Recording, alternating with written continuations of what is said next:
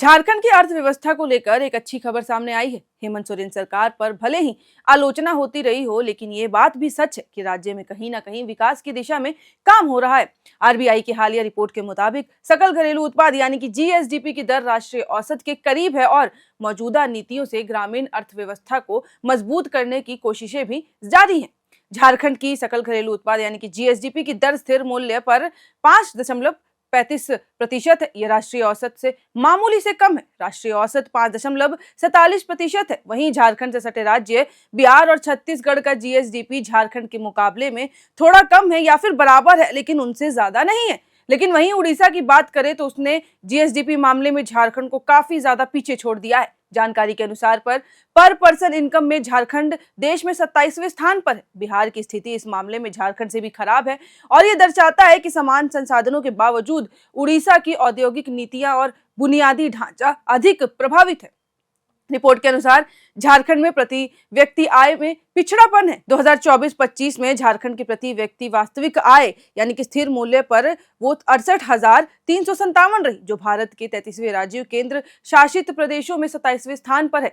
बिहार की 2024-25 में प्रति व्यक्ति आय 36,342 रुपए रही, जबकि छत्तीसगढ़ की 93,000 रुपए तथा उड़ीसा की 96,000 रुपए रही थी।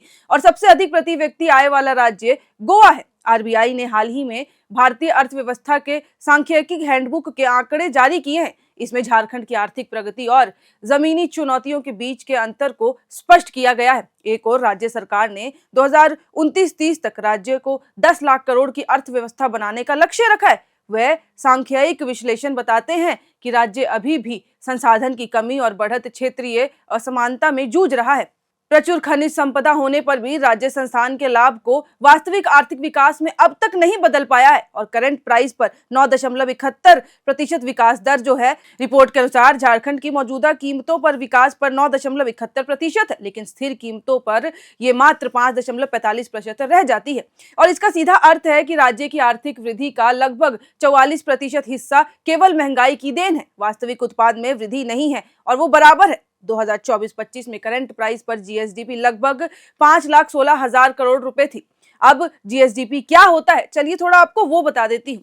तो जीएसडीपी किसी एक वित्तीय वर्ष के दौरान राज्य की भौगोलिक सीमा के भीतर उत्पादित सभी वस्तुओं और सेवाओं में कुल मौद्रिक मूल्य को दर्शाता है। ये किसी राज्य की अर्थव्यवस्था के आकार और उसके स्वास्थ्य को मापने का सबसे महत्वपूर्ण पैमाना है। इसके माध्यम से विभिन्न राज्यों के विकास की तुलना की जा सकती है।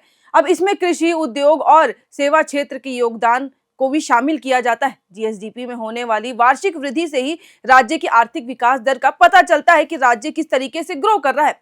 अब इस मामले में इकोनॉमिस्ट निशा प्रसाद का कहना है कि डाटा ये स्पष्ट करता है कि झारखंड में खनिज उत्खनन में से होने वाला लाभ स्थानीय स्तर पर रोजगार और उच्च उत्पादकता वाले क्षेत्रों से नहीं बदल रहा है। सप्लाई चेन की कमियां और सीमित विनिर्माण आधार के कारण महंगाई पर गरीबों पर अधिक ज्यादा बोझ डाला जा रहा है। झारखंड की नॉमिकल वृद्धि सकारात्मक लग सकती है, लेकिन प्रति व्यक्ति वास्तविक आय के मामले में राज्य अभी भी देश के निचले 20% राज्यों में बना हुआ है। यदि प्रेजेंट की बात करें तो वर्तमान रफ्तार जारी रही तो झारखंड को राष्ट्रीय औसत तक पहुंचने में 40 वर्ष से भी ज्यादा का समय लग सकता है।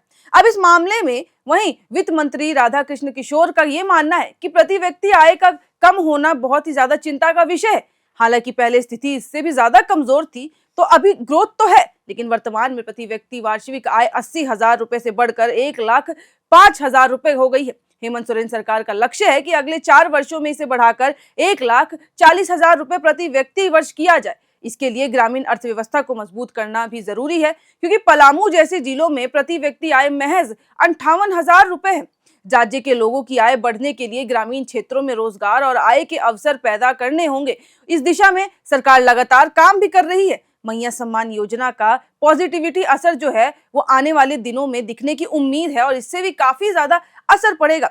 अभी जो जीएसडीपी रिपोर्ट आई है उसके मुताबिक ये पता चलता है कि झारखंड का जो स्थिति है वो बदला है, उसमें सुधार जरूर आया है, लेकिन अभी भी आय के मुताबिक वो बाकी राज्यों से कम है। भले ही बिहार और छत्तीसगढ़ से ज्यादा हो, लेकिन बाकी राज्यों के मुताबिक अभी भी झारखंड को काफी ज्यादा काम करने की जरूरत है। और इसका एक कारण रोजगार जो है हो सकता है, क्योंकि काफी ज्यादा जो युवा है झारखंड में उनके पास रोजगार भी नहीं है और जब तक नौकरी नहीं होगी, पैसा नहीं आएगा, तो आगे आने वाले टाइम में राज्य को और भी ज्यादा मुश्किलों का सामना करना पड़ेगा अगर उसे अपनी जीएसडीपी जो है उसको बढ़ाना है।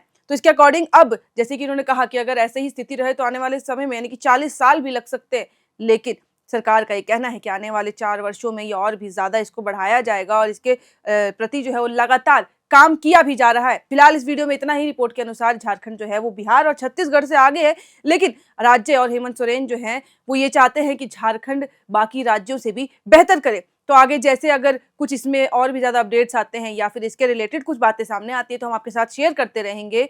तब तक के लिए देखते रहें एयर नाउ।